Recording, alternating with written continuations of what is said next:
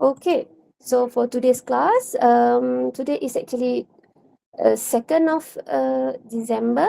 So based on our course plan, what we're going to cover, tutorial for chapter 10. Okay, so you can see that the next class, which is on Wednesday, we just have to watch chapter 11. I postponed the quiz next week. Okay, so can I assume that everyone has actually watched the video? Yes. Yes. Any question? So far, so good?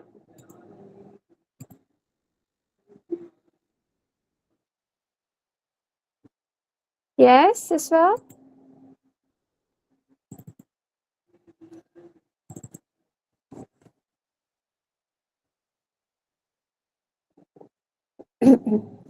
Okay, I will put side by side like usual, okay? So chapter 10. So you have to remember that chapter 10 is about hypothesis. So you will be exposed with the basic one, what we call one sample test of hypothesis. So this chapter, even though it is just the introductions of hypothesis, it is very important because after this, all the chapters are related to hypothesis. So if you don't understand the basic, basically the remaining of the chapter will be hard for you. So let's go slowly so that you can understand the concepts. Okay. So this chapter, as I mentioned to you, is about introduction. So everything is about the basic. So we will look at the 6 steps in hypothesis testing. And then under hypothesis testing, we also have 1 or 2 tail tests. Okay. So you will see what is 1 or 2 tail tests, and we will also using Z and T statistics. So at this stage, you should know when we gonna use Z, when we gonna use T statistic. Okay, we will somehow revise the use of these test statistics. Okay. Okay, what is hypothesis? Anyone? So basically, well, it's better to make it short, right? So hypothesis is just like a statement, a mere claim, anything that people say about something, right? So a statement about your population parameter. And this statement should be verified. So if you don't verify your statement, this is not called as hypothesis. Okay. Remember when we talk about hypothesis testing, you have 6 steps. So basically these 6 steps you have to remember it by heart.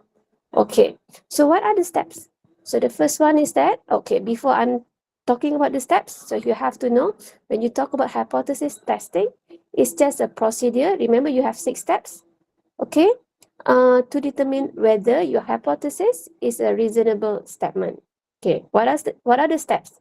So step 1, so basically I will ask you to write it down. So step 1, you have to write your H0 and H1.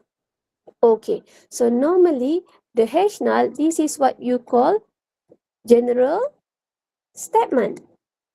This is not your statement. This is just any claim from outside, or when maybe you heard the rumors about whatever, right? So this is just the general statement. So H1, this is your own statement. So if let's say people said that, well, if you still remember my examples in the slide, all IUM students are very smart. Do you think that all will be very, very smart? So you have to check. Maybe you think that not all are smart. There are some who are smart who got four flat, but not all will get 4 flat. So you want to test the general statement. So this is the first steps. You write down your H0 and H1, or what we call alternate hypothesis. Second, so you have to write down your alpha. This is what you call level of significance. So how do we want to find what is the value of alpha? Don't worry about it. Normally the alpha will be given in the question. Step 3, this is what you call your test statistics. So your test statistic could be vary. You can have T, you can have Z statistic. Later on, you can have chi-square. You can also have F. There are so many test statistics. Okay, so basically, you will be given the information so that you can compute your test statistics. So depends. At the moment, for this chapter, you will be using T and Z statistics. Okay, so step number 4. This is where you wanna formulate your decision rule. Okay, formulate decision rule. So when you wanna formulate your decision rule, there are actually a structure. Okay, what is the structure? You have to say, let me use a different color. Okay, you have to say reject hash null. So you have to remember, you always want to reject the general statement. General statement is hash null. You shouldn't reject your hash one. Hash one is your own statement. Reject hash null. Okay, comma, if. Then after the if, this is where you want to put your test statistics. Test statistics. Okay, so let me put it a bracket.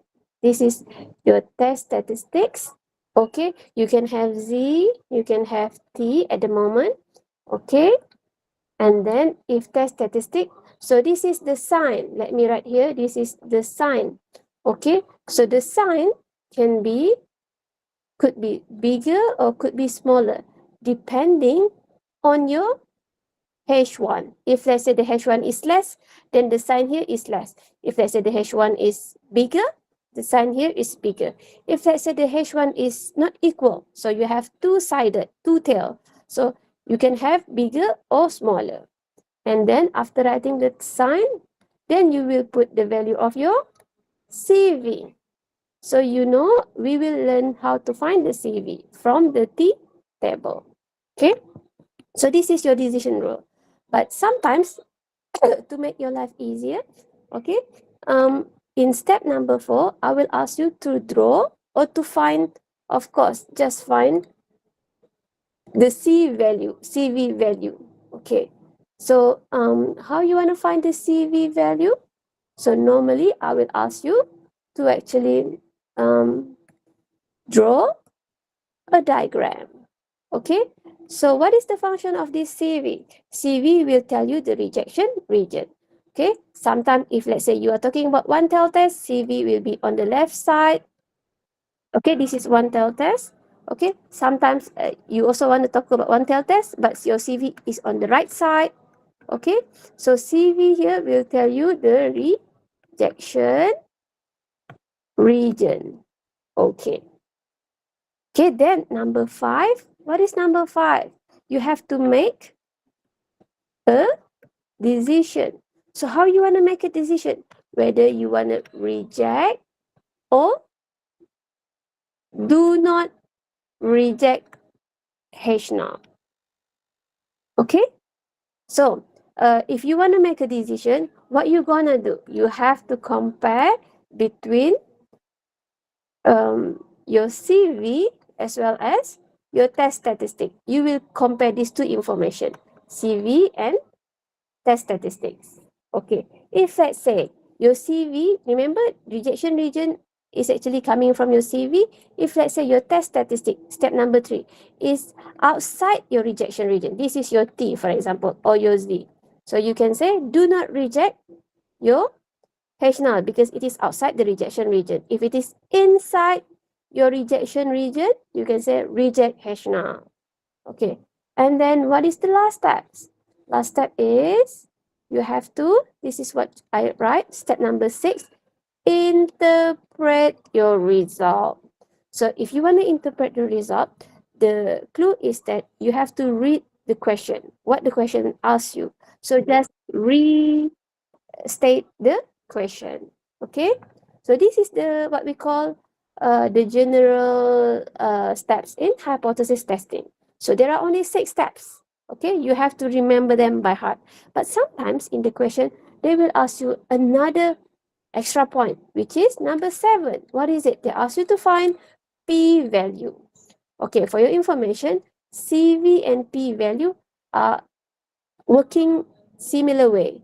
Basically, both of them will tell you the rejection region. But when they ask you to come up with the 6 steps, so 6 step is until interpret. So in the step number 4, you have to use CV. Although CV and PV will tell you the same, will have the same function.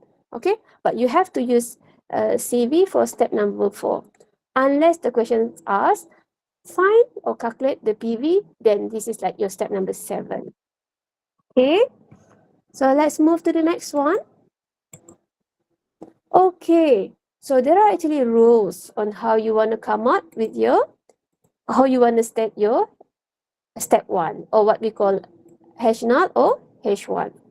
Okay, so you have to remember, let me write it here. Okay, so this is hash null, this is H1. So for your, remember as I mentioned before, hash null is just the general claim, not your own claim. Your own claim is H1. So you have to remember the rule. For H1, it should not contain any equal sign. Okay, should not contain. So it can have smaller, bigger, or not equal. While hash null, it should be the opposite of your H1. If let's say H1 is smaller, then your H null is bigger.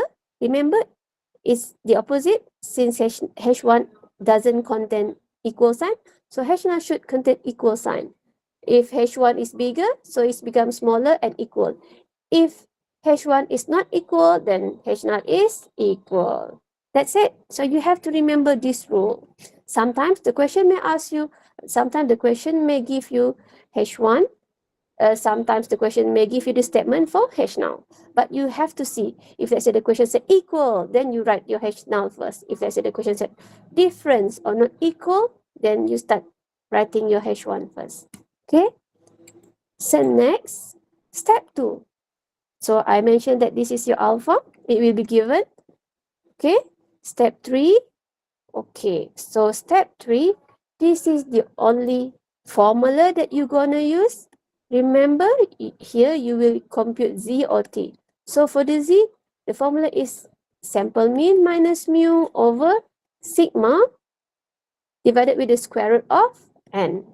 So you have to know when you're going to use Z and T, right? We have talked about it a long time ago. So if you want to use Z, because the sigma is given, because you know the sigma.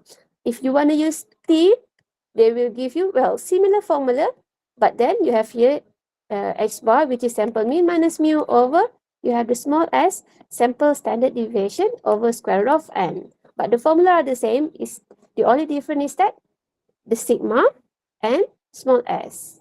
Okay, so you only have one formula here. So you shouldn't have any problem to memorize it. Step 4, remember, you have to formulate your decision rule and you have to find the CV. And okay, I'll just skip this. And step 5, make a decision. 6, okay. So when, okay, this is basically not about decision. This is just to tell you what is one tail, what is two tail. I think I already mentioned about one tail and two tails, right? So when you talk about one tail, basically the question want to see one side of the tail, whether it is on the left side or it is on the right side. Just they want to look at just one particular tail. But when you are talking about two tail, they will look at the tail both at the same time. So if let's say they are looking at the tail on the left side, so the sign will be less or smaller. If they want to look at the tail on the right side, the sign will be bigger. If let's say they want to look at the tail on both sides simultaneously, the sign will be equal or not equal. And remember, because we are talking about distribution, so the whole what we call the whole diagram is amount to 1. Okay. Next, yeah. So this is the example. It's good to actually looking at the example to explain the steps. Okay, if this is the case when your sigma is given. Remember, when your sigma is given, what you're gonna do? You will use Z statistics. Okay, what is this company? This is actually steel company in New York State. So at is a Fredonia plant. Okay, so you can see that the weekly productions of the desk follow a normal distribution. Remember, we are drawing a normal curve with a means of 200. So this plant or company is only producing uh, with the means of 200. So remember, when you read the question, you have to list down the information. Mu equals to 200. And standard deviation, because you are given the mu, the population mean. So the standard deviation after the population mean refers to the sigma, which is 16. New production method has been introduced, blah, blah, blah. Is the mean number of desks.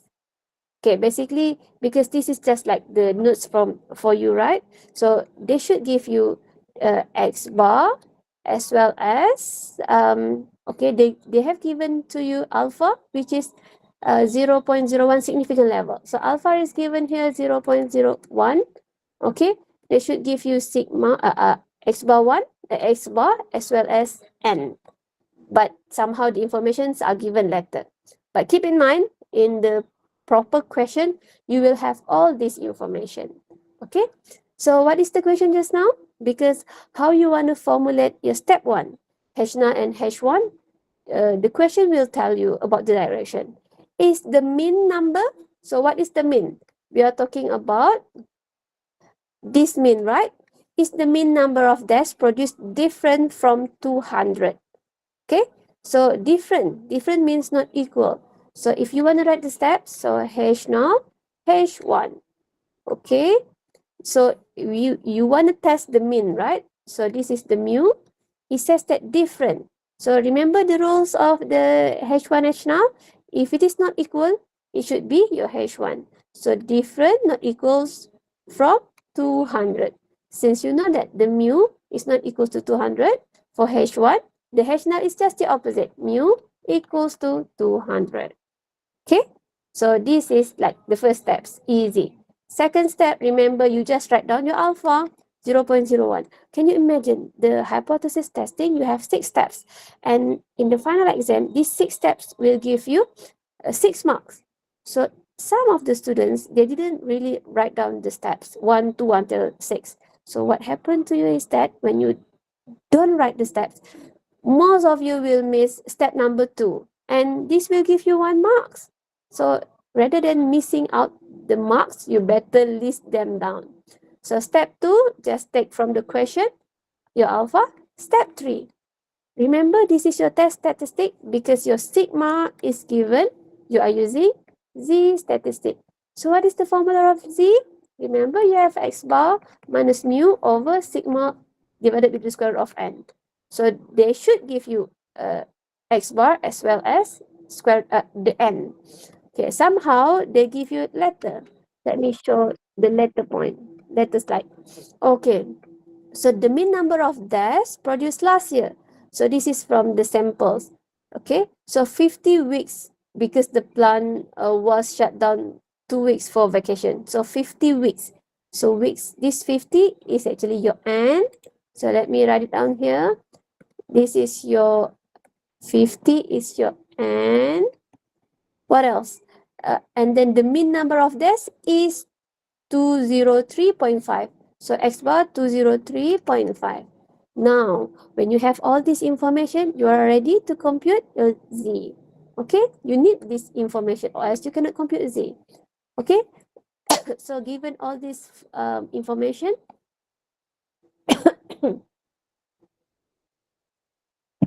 and then you have your formula.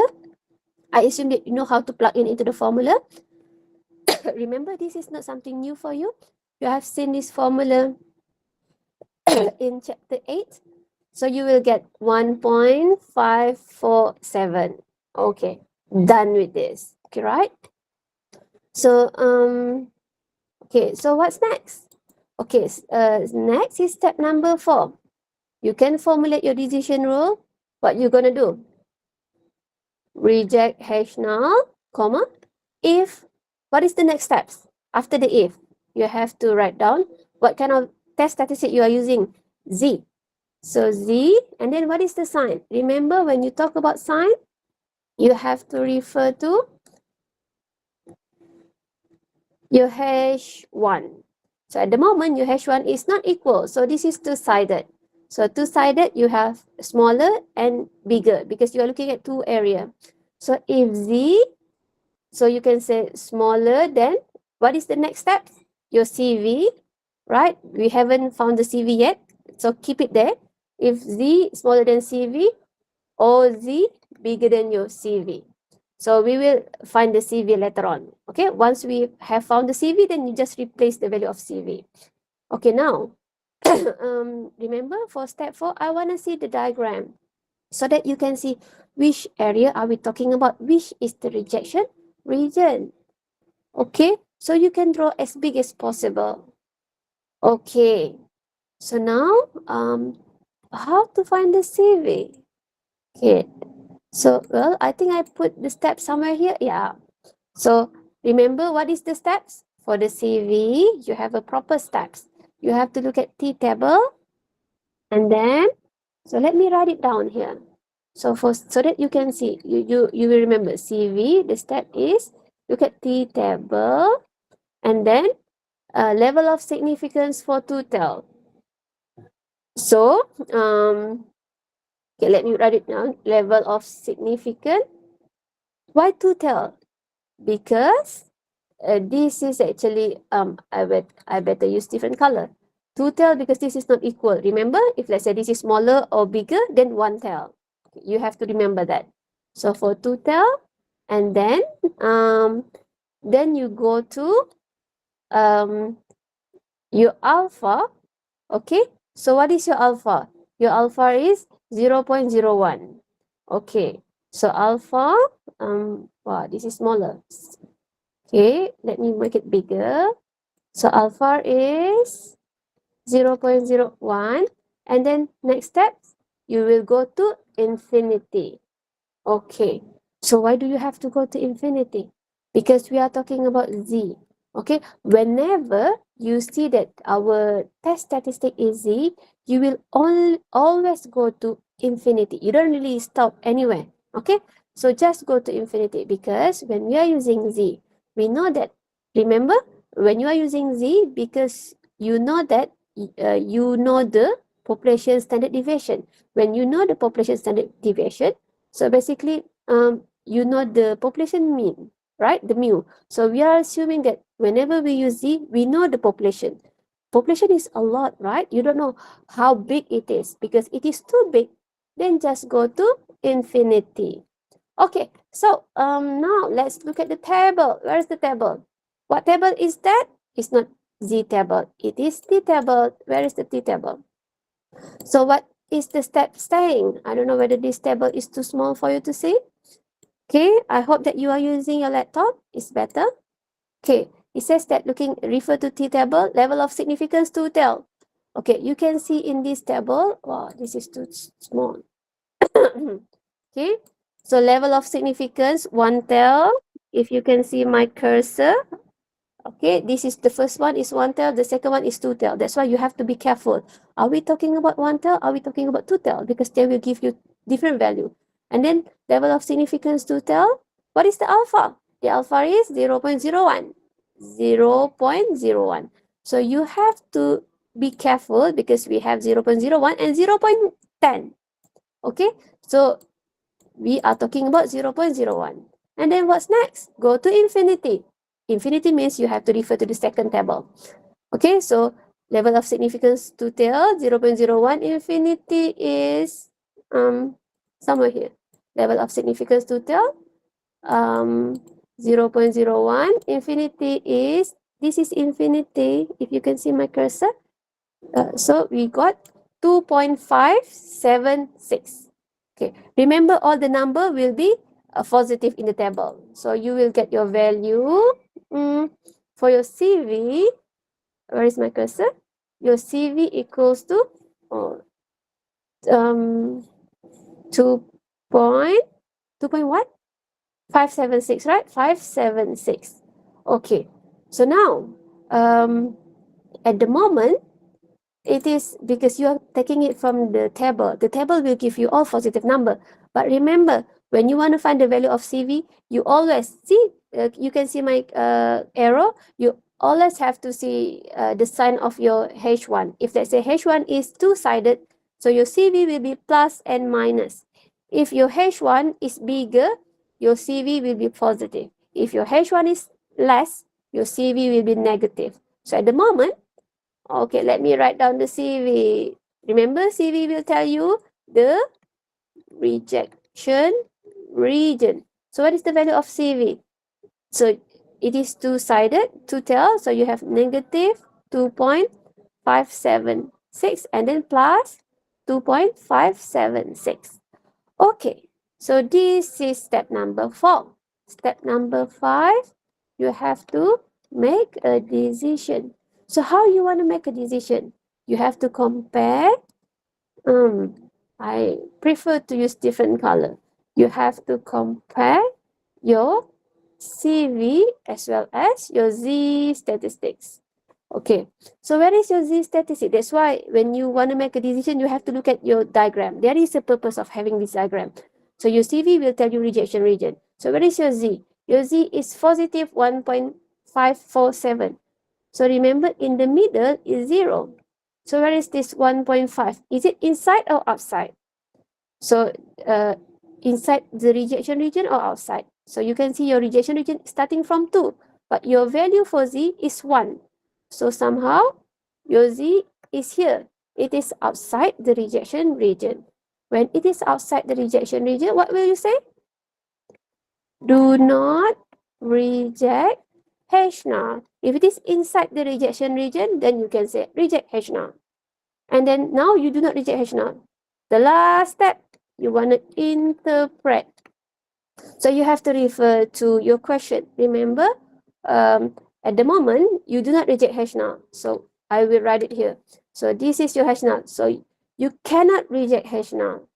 Okay, you cannot say that the mean equals to 200 because this is not your hypothesis, right? So what you can say when you cannot reject H0, you will say we fail to show or to prove that the mean is not equals to 200. You fail to prove your H1. But then this is not a proper interpretation because you cannot put mu not equals to 200. Remember, as I mentioned to you just now, if you want to interpret, you have to look at the question. What was the question just now? The question is, where is it? Okay, that's why in the interpretation you have to restate the question. Is the mean number of deaths produced different from 200? So you can just restate. We failed to show that the mean number of deaths produced different from 200. This is how you want to interpret it. Okay, so this is for the Z example.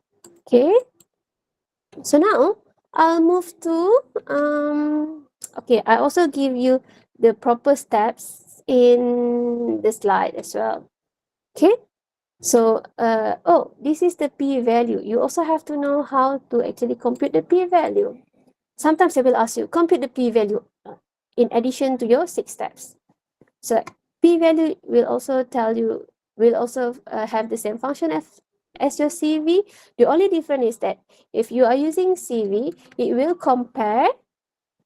If you want to make a decision, it will compare your test statistics. Remember, your test stat could be Z or T. It will compare test statistic with what? With your CV. But for the p-value, it will compare your p-value with your alpha. Okay? So CV will compare with test statistic, PV will compare with alpha. They will have slightly different method. And then for the PV, it has a rule. If let's say your PV less than alpha, reject H0. If PV bigger than alpha, do not reject H0. Okay. Okay, so we will take the same examples. So if you still remember from the previous example, what is the value of your Z? So the PV will take from the value of your Z. So your Z equals to 1.547. Okay, so let me use different. So your Z just now equals to 1.547.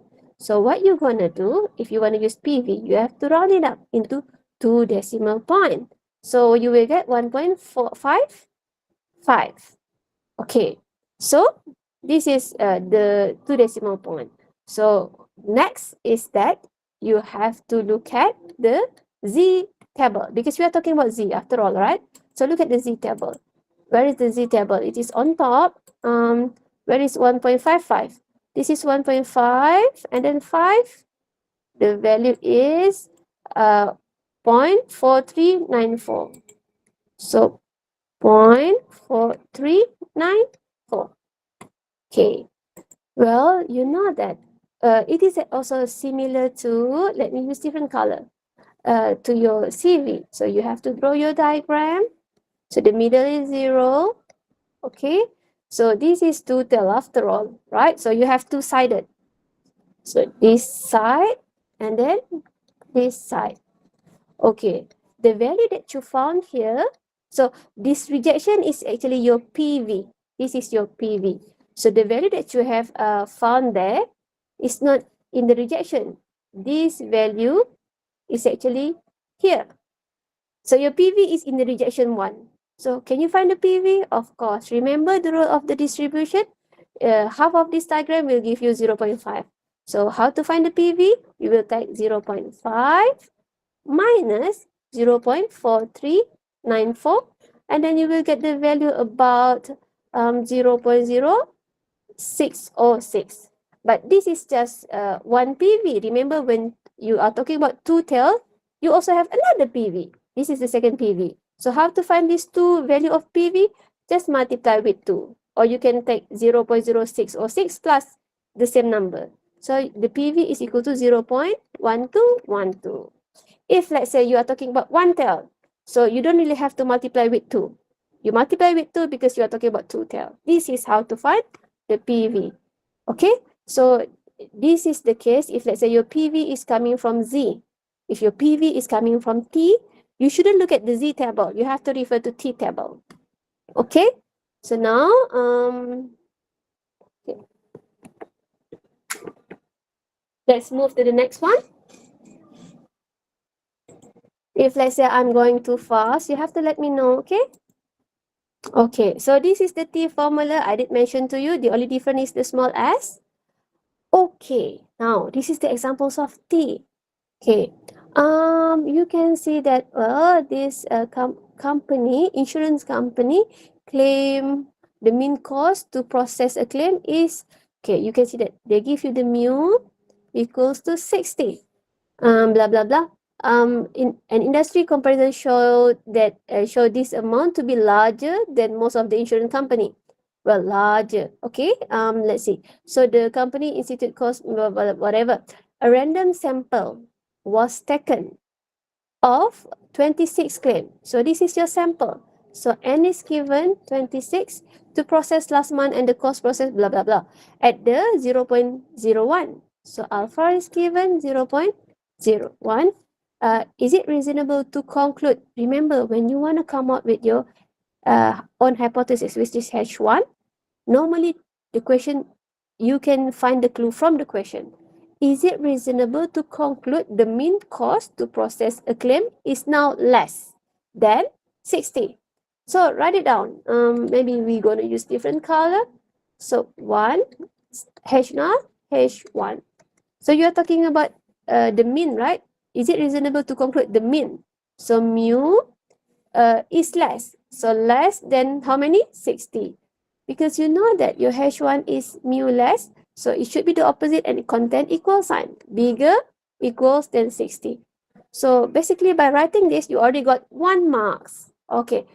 Second step. This is even easier. You write your alpha equals to 0.01. Another 1 marks. Number 3. Okay. So you are given the observation. You are given the sample. There are 26 claims. Whenever you are given the sample, they ask you to compute the mu and whatever. So you know that from the sample, you cannot find your sigma. You cannot find the population standard deviation. Since you cannot find your population standard deviation, you know that we are talking about T statistics. So T, what is the formula? Still the same, x bar minus mu over small s divided with square root of n. So you have the n, you have the mu. So from this observation, you have to compute your sample mean. How to compute your sample mean? Summations of all your observation divided with the number of observation, which is 26. And then you have to find out what is your sample standard deviation. Okay, so well, I will not compute here because I know that you know how to compute the sample standard deviation. Okay, let me show it here. And in this slide, I'll also give you the formula to compute the small s, which is square root of summations of x minus x bar squared over n minus 1. Okay, so let's assume that you know, let me see, where is it? You have computed using the formula, you get the value of your t equals to, so basically you have to compute by yourself, okay? Because it will take some time for me to compute the small s and then to find the x bar as well. Okay, so knowing that you have covered this in the previous chapter, okay, you got the value of negative 1.82. So this is your T. What's next? Number 4. Okay, you have to formulate your decision rule. Okay, what is it? You can say reject hash null, comma, if. Now what is your test statistic? If T, and then go to the sign. What is the sign? Remember your sign, you have to follow to H1.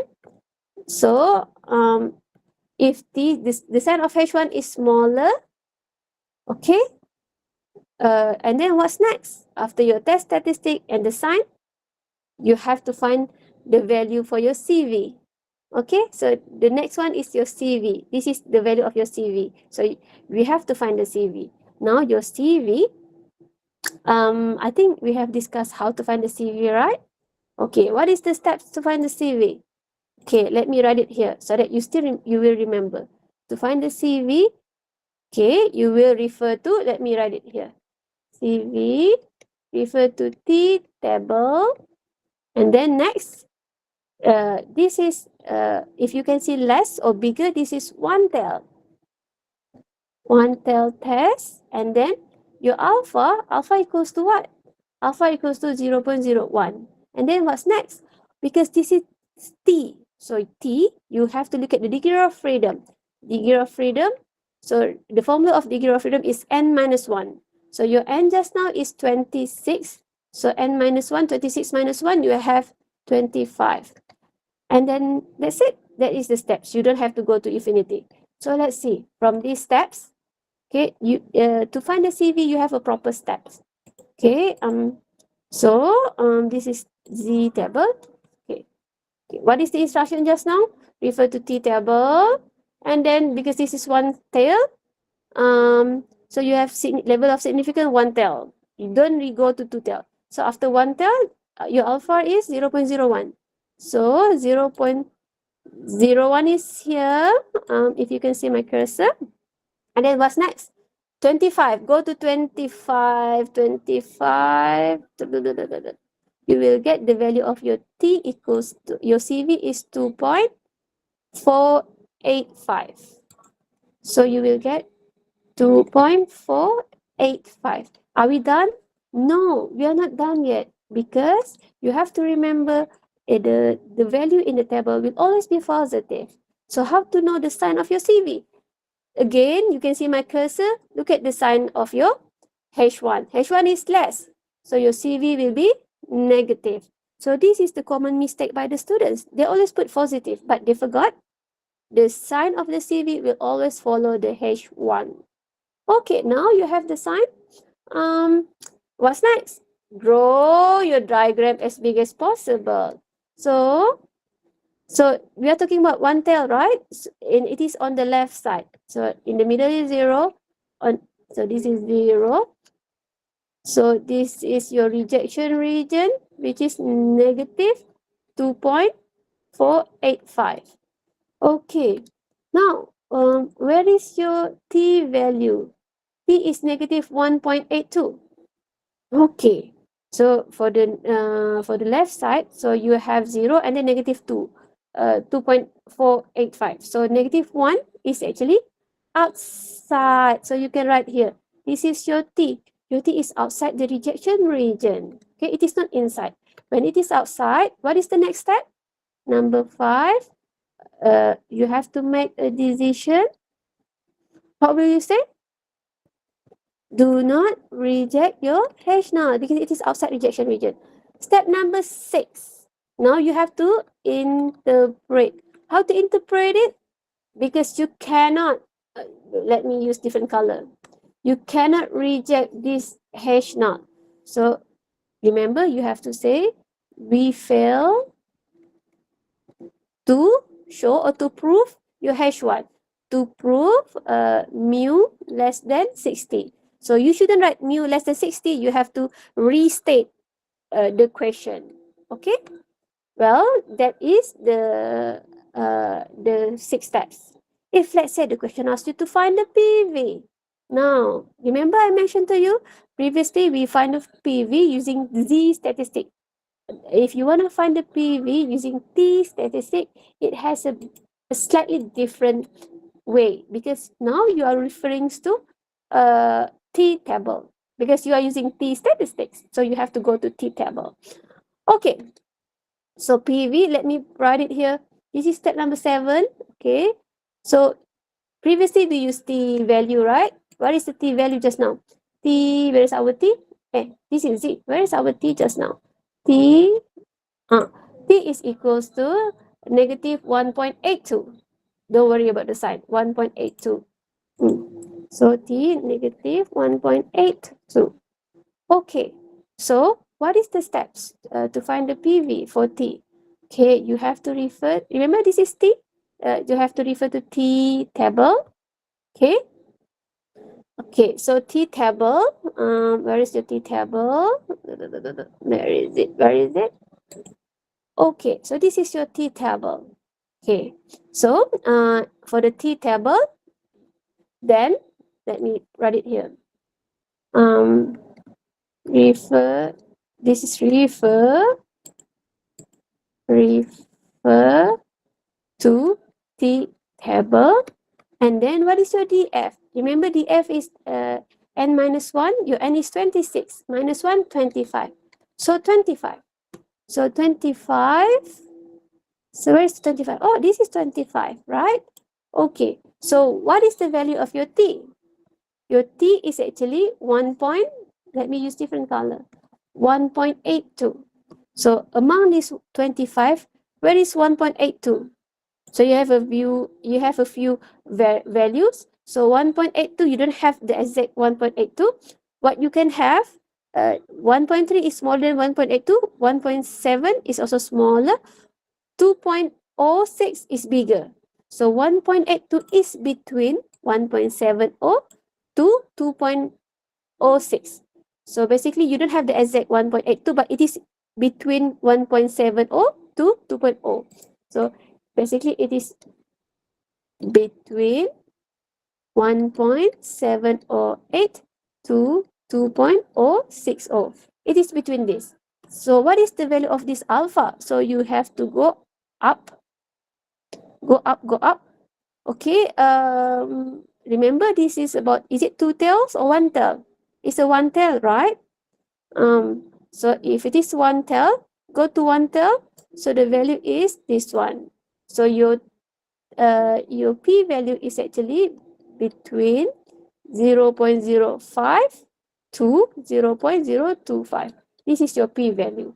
If let's say 1.82 has exactly in the table, so you will get one value of your PV. But at the moment, you don't have the exact value, so you take the range.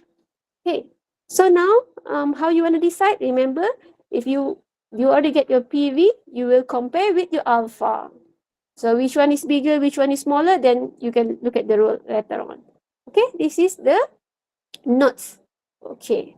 Now, any question from you? Should we move to our exercise? Any question? Any? No, right? You always have no question. That is good. But I'm not sure whether you got the point or not, given that no question.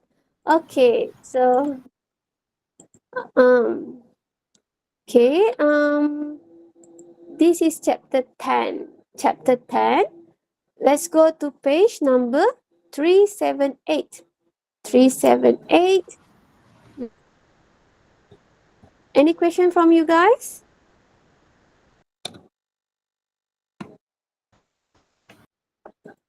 Okay, question number 5. So under the same page number, question number 7 as well. 5 and 7.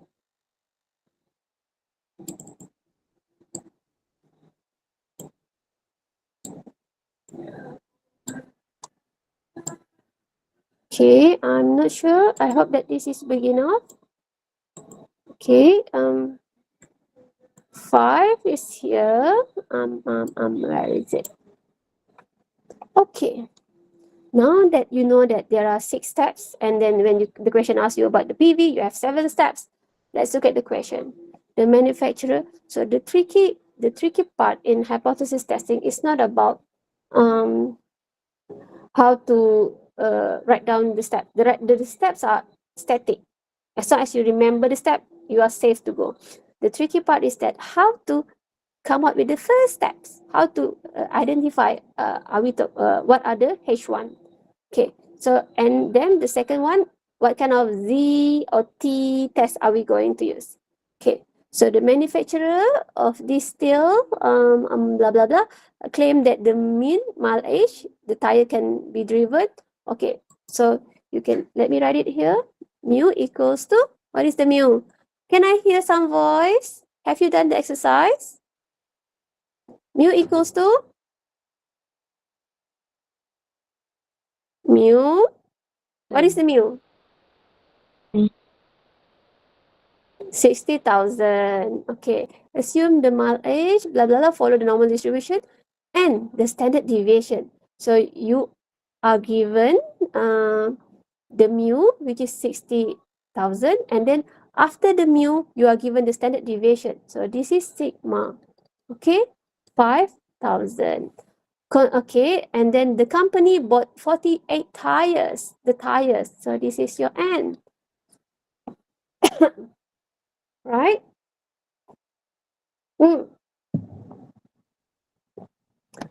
And then once the company bought 48 tires, they found the mean mile age. So this is the sample mean. So the sample mean equals to 59,500. Okay, so you need actually 5 information. At the moment you have 4. What else? Is the cross-sect experience different? So, okay, so you know that the word different should tell you we are talking about two-tail. Okay?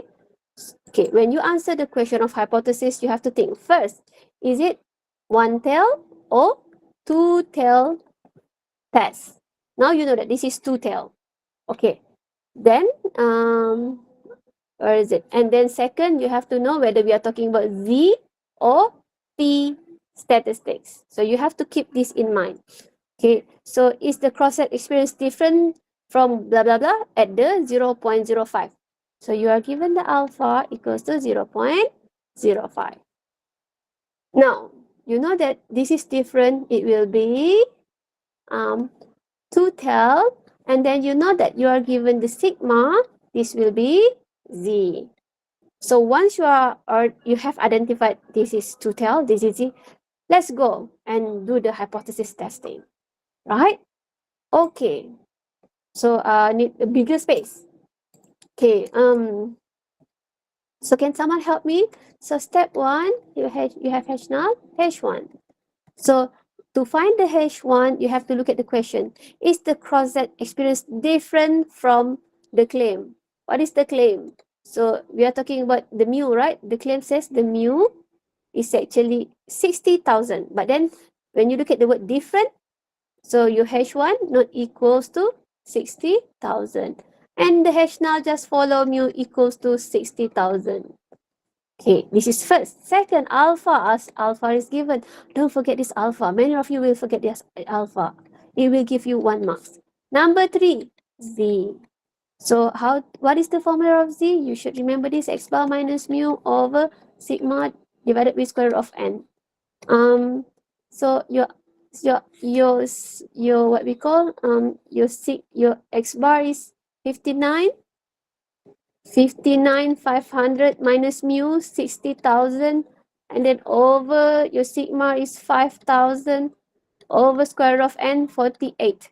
Can someone help me to compute this? What will you get? I don't have my calculator with me. What is it? Quickly, if you want to finish the class easy, quickly. Huh? What is it? -0. -0? Cannot hear your voice. 0.69. 0.69. So make sure that everyone got the same answer, because I cannot prove this. I don't have my calculator. Okay? So you get negative because 59 is smaller than 60, right? So you get negative. So next, number 4. Okay, if you want to formulate your decision rule, you will say reject H now if what is your test statistic? Z. And now look at your sign from here. Oh, this is 2 tails, right? Z is smaller than your CV or bigger than your CV. What is your CV? Okay, so knowing that, since I already explained to you the steps to find the CV, okay, so that I don't have to refer. Can someone tell me what is your CV, or should I show how to find the CV again? Should I show? Anyone? Should we go to the CV again, or you can just tell me what is the CV? The CV is 1.6. 1.6? 1.6 what? 1.960. 1.960. 1.960. Okay. I will assume that everyone knows how to find the CV. You have a steps to find the CV. So reject H naught if Z smaller than, when you have smaller, negative 1.960, because this is two-sided, or Z bigger. So when it is two-sided, Z will be smaller or bigger than your CV, 1.960. And then the next step is you have to draw your diagram. Well, I don't have space. Maybe I will draw it here. So you should draw it down here. Well, I don't know. Should I just draw it down here? Okay. Oh, it doesn't look good, right? Okay. Okay, in the middle is 0. So you have two-sided, right? So this is the rejection region. So you have negative 1.960, positive 1.960. Well, where is your Z? Your Z is negative 0.69. So it is actually outside here. This is your Z. Well, next is number 5. Maybe I should write it here. Number 5, you have to make a decision. Since it is outside the rejection region, what is your decision? Do not reject your H now. And then number 6, now you have to interpret your result. How you cannot reject, right? So you should say you failed to prove. So we failed. Okay, we failed to show that what? You failed to show that mu not equals to 60,000, but this is not a proper interpretation. So read the question. Is the cross experience different? So you can say the cross experience, we failed to show that the cross experience different from that claimed by the blah blah blah, by the manufacturer, full stop. Okay, so you have to restate the question. You failed to prove this whole thing. Okay, so far so good. I cannot write it down, it is too long. Okay, Now, if let's say the question asks you to find the PV, so you are using the Z, right, at the moment. Okay, you are using the Z. So this is your, okay, my battery is running out. So this is your Z value. So go to the Z table, look at this value. What is the probability? And then from that, or should we just, okay, let me just do it for you quickly. So to find the PV, so you have to take the value from the Z, 0.69. Okay, let's go to the Z table because this is Z. 0 point, where is the 0 point? 0.6 and then 9. Oh, 9 is somewhere there. 999. Oh, okay. 9 is here. What is the value? You cannot see my 9, right? It is hidden by this. Okay. So the value for it is here. So you will get 0.2549. So 0.25. Is it 49? Forgot already. Yep, 49. Is this your PV? No, this is not your PV. Oh, I thought I have plenty of space. I'm actually running out of space. Okay, so, well, if I want to draw a PV diagram, maybe I should draw it here. Let me use different colors. Okay, so, okay, this is the middle 0. Okay, at the moment, what is the value? Is this is 2 tails or this is 2 tails, right? Okay, so you have here 2 tails because I was seeing less. Oh, but then this is actually 2 tail. So you have this two-sided. The value is the one that you have computed here. Is this your PV? No, right? You don't know your PV yet. The one that you have computed here, this is this area, 0.2549. Can you find your PV here? Of course, right? You have to take 0.5 minus 0.2549. Then you will get one value. Can someone compute for me? What is this one value? 0.5 minus 0.2549. Anyone? 0.2451. Okay. Okay, thank you. This is just one PV. Remember, you are talking about two-sided. So this is one PV, this is two PV. What you gonna do? You have to multiply with 2. So what is your PV if you multiply with 2? 0 point?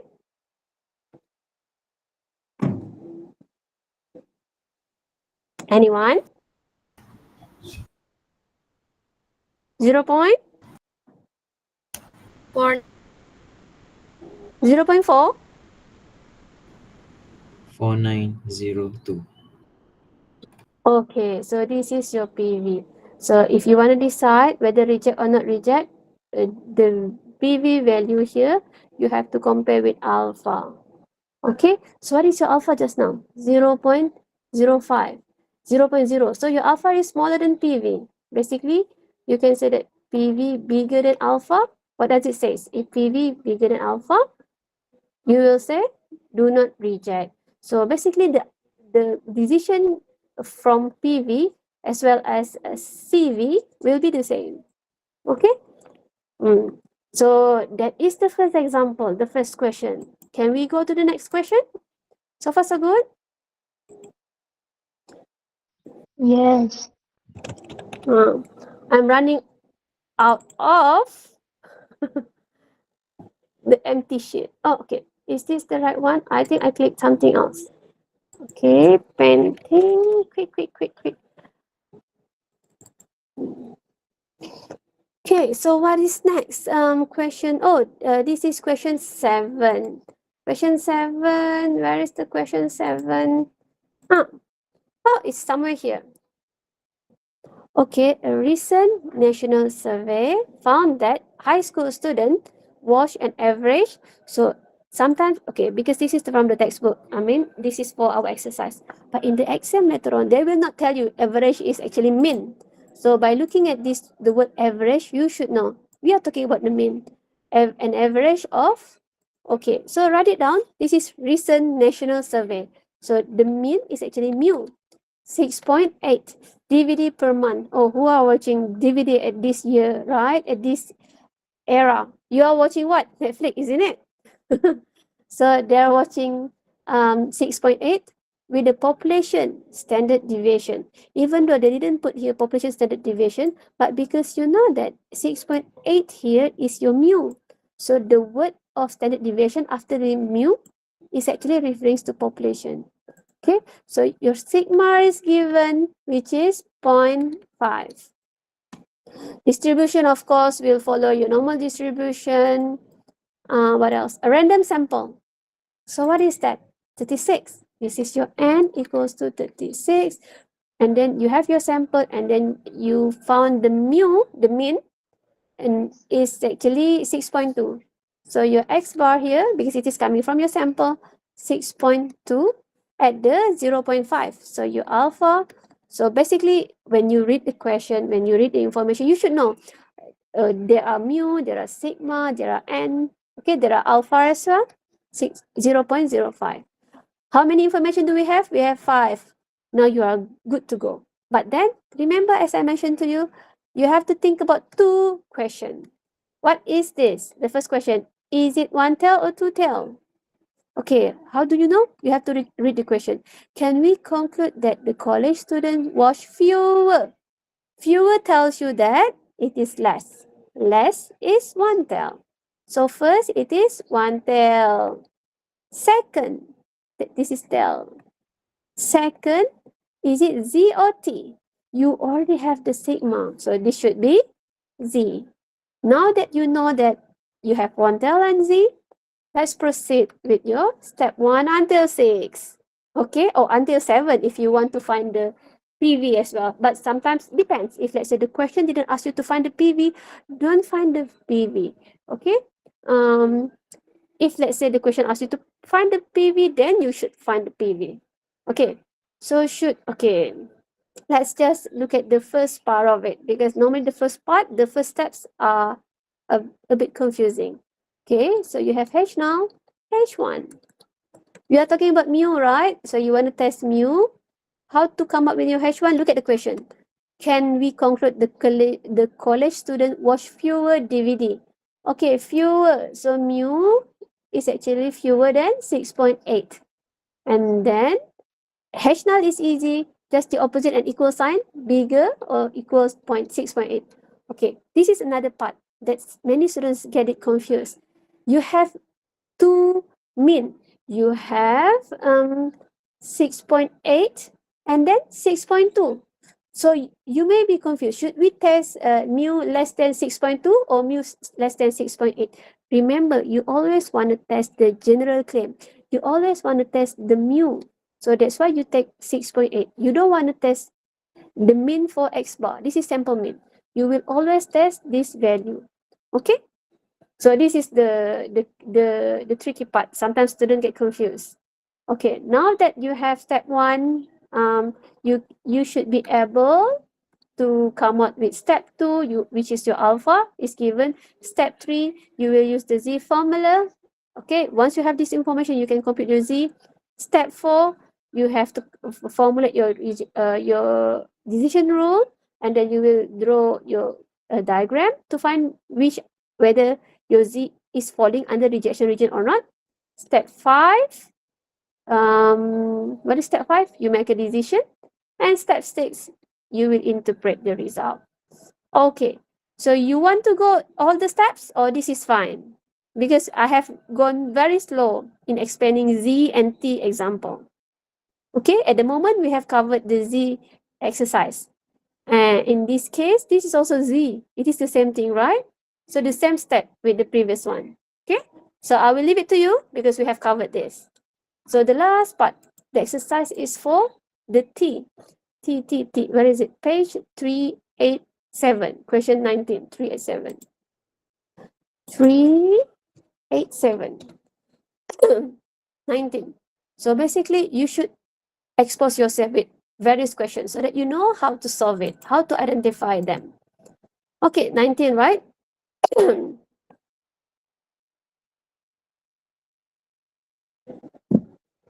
Okay. I'm talking too much. So a Washington DC think tank announces the typical teenager send 50 text messages per day. This is just a claim, right? They said that teenagers send 50 text messages per day. But is it true? Okay. To update that estimate, you phone a samples of teenager and ask them how many text messages they sent the previous day. Okay, so remember when you talk about the general claim, the teenagers send 50 text messages per day. So this is like on average, teenagers send 50 message. So average means that mu equals to 50. Okay, and then when you sample the teenager, how many samples do you have? 1, 2, 3, 4, 5, 6, 7, 8, 9, 10, 11, 12. So your n equals to 12. What else? So basically because you are given the observation.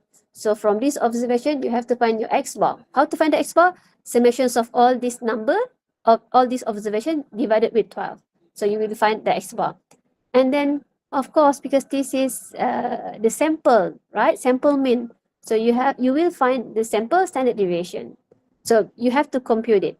And then the next information is that the alpha. Alpha is 0.05. Okay. Then in this question, they ask you to find the PV using the T. Okay. Of course, using the T because you are not given the sigma. Okay. Remember, as I mentioned to you, when you are given the hypothesis testing question, when you have listed down the information, you need 5. If you are having 4, you cannot compute it. You have to have 5. Okay. So at the moment, I can see 1, 2, 3, 4, 5 information, but then you have to compute the x bar as well as the small s. Okay, once you have listed down the information, the first thing that you have to decide, is it one tail or two tail? How would you know? Look at the question. At the 0.5 level is like significant level, can you conclude that the mean number is greater? So the word greater shows that it is bigger. So this is one tail. Okay, and then the second, is it Z or T? You know that the sigma is not given. You have to use T statistics. Okay, so how to come up with the first step? Because the remaining of the step will be the same. The first step is the tricky part. So you have to write down H0, H1. What is your H1? Okay, reread the question. Can you conclude that the mean number, we are talking about the mean, is greater than 50? So H0, so this is double dot mu greater than 50. So now that you know your H1, your H0 is very easy. Mu less or equals than 50. The remaining of the steps will be the same. Okay? So you have to look at them carefully. Make sure that you understand. Are we talking about one tail? Are we talking about two tail? Are we talking about T or Z? And then everything will be easy. And you also have to remember the steps to find the CV and then the step to find the PV using T as well as Z. And if you have understood them, the rest of the chapter, not just this chapter, chapter 10, 11, 12 will be easy for you. Okay? So I will actually, what should I do? I will, where is it? Stop the recording.